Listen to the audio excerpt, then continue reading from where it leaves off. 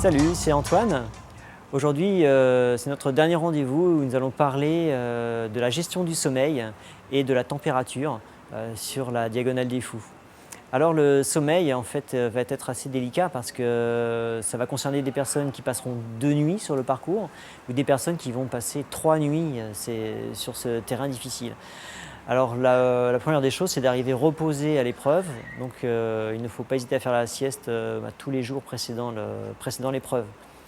Une fois qu'on est parti dans la course, ceux qui passeront simplement une nuit n'auront pas besoin de dormir. Ceux qui vont dormir une seconde, enfin qui vont pas dormir, qui vont courir une seconde nuit, pourront faire un somme de 20 minutes. C'est assez réparateur, ça permet de retrouver sa lucidité. Et pour ceux qui vont passer 3 nuits dehors, là je conseille vraiment un cycle de sommeil. Alors un cycle de sommeil, c'est environ 1h20. La science n'est pas encore exacte sur ce point, mais on sait environ qu'une bonne heure un quart permet de se restaurer, de réparer les cellules abîmées. Donc premier somme, 1h un quart, 1h30. Et puis par la suite, si le sommeil s'impose encore, eh bien, essayez de faire 20 minutes pour retrouver un peu de lucidité et de gagner comme ça le stade de la redoute. Pour la température, c'est une autre affaire. En fait, la température va être assez extrême. On va passer d'un extrême à l'autre. Le départ se situe au niveau de la mer, avec 25 degrés environ. Et quelques heures plus tard, vers Piton-Textor, on frise le gel. Et pour ceux qui vont être rapidement, là je vais parler de l'élite qui sera rapidement arrivé à Kervegen, là on sera probablement dans le gel. Et quelques heures après, même 1 heure après on peut dire, ce dernier coup de froid à Kervegen, on arrive dans la chaleur de Cilaos, là il peut faire 30 degrés. Et évidemment, ces écarts sont très difficiles à supporter.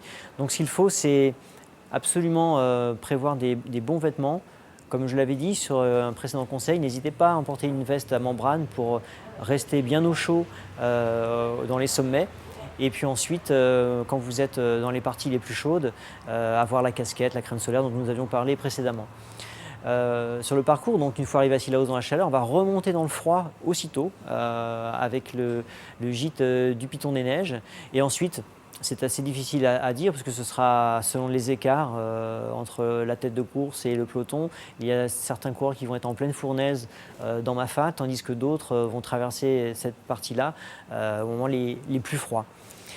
La règle, on va dire, c'est de prévoir des vêtements qui vous protègent et également de prévoir, comme je le fais, une petite bouteille d'1 demi-litre destinée uniquement à vous rafraîchir. Vous profitez des ruisseaux, vous trempez cette petite bouteille, vous la remplissez et puis vous la gardez précieusement à côté de vous et vous vous arrosez un petit peu au niveau de la nuque.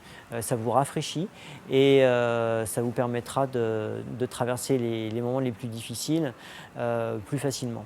Alors pour lutter contre la surchauffe, la meilleure des façons, c'est de mouiller sous les aisselles et à l'aine au passage des grosses veines. C'est pas sur la tête ou dans le dos, c'est vraiment à ces endroits clés au passage des veines.